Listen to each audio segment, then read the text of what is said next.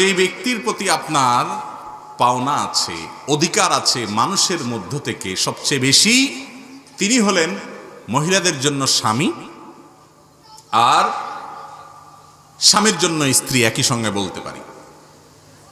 আজ আমাদের দুনিয়াতে, এই পৃথিবীতে এই একটি জায়গায় বড় ধরনের ত্রুটি দেখা যাচ্ছে। আমাদের মা বোনরা অনেক ক্ষেত্রে ভালো, কিন্তু এই একটা জায়গায় এসে ভালো মানুষ হতে পারছেন না, সেটা হলো স্বামীর আনুগত্য করা। একটা হাদিস আপনারা শুনেছেন, নবী করিম সাল্লাল্লাহু আলাইহি সাল্লাম বলেছেন, কোন নারী যখন 4টি কাজ করে, জান্নাতের যে কোনো দুয়ার দিয়ে তার জন্য প্রবেশ করা সহজ হয়। সেই 4টি কাজের প্রথমটা কি? ইদা সাল্লাতিল মারআতু খামসাহা, কোন মহিলা যখন 5 ওয়াক্ত নামাজ পড়ে, ওয়া সামাত শাহরাহা, রমজানের রোজাগুলো রাখে, সিয়ামগুলো রাখে ঠিক মতো, আর ওয়া আতাআত যাওজাহা, স্বামীর নির্দেশ মেনে চলে, আনুগত্য করে, স্বামীর কথা শুনে, ওয়া হাফিজাত ফারজাহা, নিজের ইজ্জতকে হেফাজত করে, সেক্সুয়াল যত অপরাধ হতে পারে, অবৈধ হারাম সম্পর্ক হতে পারে, সেটা অনলাইনে হতে পারে, অফলাইনে হতে পারে, সবগুলো থেকে নিজেকে বাঁচিয়ে রাখে, এই নারীর জন্য মাত্র 4টি কাজের বিনিময়ে আল্লাহ রাব্বুল আলামিন জান্নাতে যে কোনো দুয়ার দিয়ে প্রবেশ করার সুযোগ রেখেছে। মহিলাদের জন্য জান্নাতে যাওয়া ভাই এত সহজ আল্লাহ তাআলা করে দিয়েছেন যে হারাম হালাল বাছবিচার উপার্জনের মধ্যে এই ঝামেলার কাজটা, এই কঠিন কাজটা করতে হয় পুরুষকে, মহিলার এটা পোহাতে হয় না। আর বাহিরে উপার্জন করতে গিয়ে কারোর সাথে ঝগড়া, কারোর সাথে মারামারি, কারোর সাথে গন্ডগোল, অনেক গুনাহে লিপ্ত হওয়ার আশঙ্কা থাকে পুরুষের। মহিলা সেটা থাকে না, তিনি বাসায় থাকেন। তিনি এই মৌলিক 4টা কাজ যদি করতে পারেন, জান্নাতে যাওয়া তার জন্য সহজ। এত সহজ করার পরেও নারীদের একটা বড় অংশকে নবী করিম সাল্লাল্লাহু আলাইহি সাল্লাম মেরাজে জান্নাত জাহান্নামে দেখেছেন। এর প্রধান কারণ হলো যে আমাদের মা বোনরা নামাজ পড়তে রাজি, রোজা রাখতে রাজি, কিন্তু তৃতীয়টা করতে রাজি না, অর্থাৎ স্বামীর আনুগত্য করতে রাজি না। নারীবাদের নামে মুখরোচক স্লোগান আমাদের মা বোনদেরকে প্রতারিত করে রেখেছে। শয়তান তাদেরকে এর মাধ্যমে ধোঁকায় ফেলে দিয়েছেন, প্রবঞ্চনার শিকার তারা হয়েছেন। তাদেরকে শয়তান উস্কে দেয়, সমাজের শয়তানের দোসররা উস্কে দেয়, বলে কেন মানতে হবে স্বামীর নির্দেশ। এই জন্য দেখবেন অনেক মুত্তাকি পরহেজগার মহিলারাও এই জায়গাটা এসে ধরা খেয়ে যান। আল্লাহর এক নেককার বান্দা কোন এক সালাফের কাছে, কোন এক আল্লাহর বড় এক মুখলেস এবং সালেহ বান্দার কাছে একজন মহিলা এসে প্রশ্ন করেছেন যে, উস্তাজ, আমি অনেক সালাত সিয়াম করি, নফল রোজা রাখি, রাতভর নামাজ পড়ি, সাদেকা করি, কোরআন তেলাওয়াত করি, জিকির আজকার করি, কিন্তু ইবাদতের যে স্বাদটা, এটা আসলে আমি সেভাবে পাচ্ছি না, কারণটা কি? তখন তিনি জিজ্ঞেস করলেন, তোমার সাথে তোমার স্বামীর সম্পর্কটা কেমন বোন?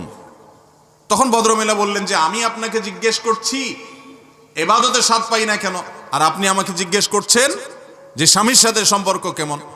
তখন উনি বললেন, বোন, তোমার স্বামীর সাথে তোমার সম্পর্কটা যদি খারাপ হয়, তুমি যদি তাকে আনুগত্য করতে না পারো, তোমার মধ্যে ইগো তৈরি করে ইবলিস, এবং তুমি যদি মনে করো যে না, তার কথা কেন শুনতে হবে, সে তো আমার চাইতে অধম বা সে আমার মতোই, তাহলে সেক্ষেত্রে তুমি ইবাদতের স্বাদ পাবা না বোন। যত ইবাদত করে এটা স্বাদ পাবা না।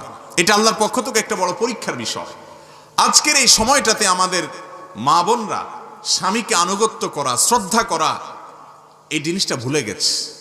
যতটুকু মনে হয় আব্দুল্লাহ ইবনে মুবারক রাহিমাহুল্লাহর স্ত্রী, তিনি বা কোন এক সালাফ এর স্ত্রী, তিনি বলেছেন, সেই যুগে বলেছেন, সে যুগের নারীদেরকে যে, হে আমাদের সমাজের মেয়েরা, তোমাদেরকে বলছি শোনো, আমরা আমাদের স্বামীদেরকে, প্রজারা রাজাদেরকে যেরকম শ্রদ্ধা করত, এরকম শ্রদ্ধা করতাম।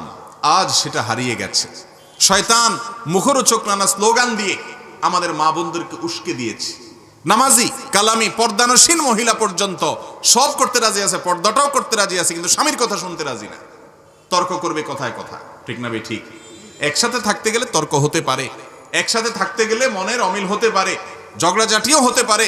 নবী করিম সাল্লাল্লাহু আলাইহি সাল্লামের দাম্পত্য জীবনে স্ত্রীদের সাথে মনোমালিন্য হয়েছে ছোটখাটো ইস্যুতে, বড় কোনো মনোমালিন্য, ছোটখাটো মনোমালিন্য হয়েছে, আমাদেরও হতে পারে, হওয়াটা দোষের না। কিন্তু চূড়ান্তভাবে একজন জান্নাত প্রত্যাশী নারী, আল্লাহর একজন প্রিয় বান্দি, তিনি চেষ্টা করবেন যে আমার স্বামী যত যৌক্তিক নির্দেশ আছে সেগুলো আমি মানার চেষ্টা করব এবং তাকে আমি আমার অভিভাবক হিসাবে শ্রদ্ধা করব, আনুগত্য করব এবং একজন মানুষের নির্দেশ তো আমাকে মানতে হবে। তিনি আমার গার্ডিয়ান, আমি তারটা মানবো। তিনি হোক আমার চাইতে শিক্ষার দিক থেকে পিছিয়ে, হোক বুদ্ধির দিক থেকে পিছিয়ে, হোক অনেক দিক থেকে পিছিয়ে, কিন্তু তিনি আমার স্বামী। এই আনুগত্যটা তাকে দিতে হবে আমার জান্নাতে যাওয়ার স্বার্থে। আল্লাহ তাআলা আমাদের মা বোনদের এই আমলটা করার তৌফিক দান করুন। নারীদের জন্য স্বামীর অধিকার, প্রথম অধিকার হলো স্বামীর আনুগত্য করা, স্বামীর নির্দেশ মেনে চলা, তাকে অভিভাবক মনে করা, তাকে শ্রদ্ধা করা, তাচ্ছিল্য না করা, কথায় কথায় চড়াও না হওয়া, ঝগড়াঝাটি করতে না থাকা এবং তেড়ামি না করা, ঘাট তেড়ামি না করা, আনুগত্য এটা করতে হবে।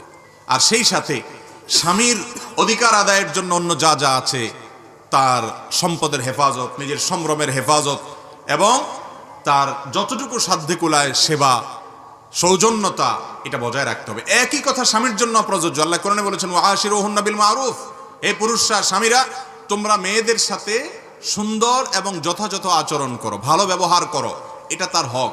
আমরা আবারও বলছি, আল্লাহর হক আমরা অনেকে আদায় করি, নামাজ রোজা আমরা অনেকে করি, কিন্তু স্ত্রীর হকটা আদায় করি না, তার সাথে সুন্দর ব্যবহার করি না, তার প্রতি খেয়াল রাখি না। অথচ নবী করিম সাল্লাল্লাহু আলাইহি সাল্লাম বলেছেন খায়রুকুম লি আহলি, তোমাদের পুরুষদের মধ্যে ওই ব্যক্তি সবচেয়ে ভালো যে তার স্ত্রীর কাছে ভালো, যে তার স্ত্রীকে আচার আচরণের সৌন্দর্য দিয়ে, ব্যবহারের মাধুর্য দিয়ে, আচরণের উৎকর্ষ দিয়ে, সে সুন্দর ব্যবহারের মাধ্যমে, তার সুন্দর কাজ কারবারের মাধ্যমে তার স্ত্রীর মানসিক সন্তুষ্টি যেটা, তৃপ্তি যেটা সে আদায় করতে পেরেছে, হ্যাঁ আমার স্বামী লোকটা ভালো, এই জিনিসটা যে আদায় করতে পেরেছে সে আসলেও ভালো। নবী সাল্লাল্লাহু আলাইহি সাল্লাম বলেছেন, আর আমি হলাম তোমাদের মধ্যে পরিবারের কাছে সবচাইতে ভালো মানুষ। আমার পরিবার, আমার স্ত্রীরা আমাকে সবচাইতে ভালো হিসাবে স্বীকৃতি দেয় মন থেকে।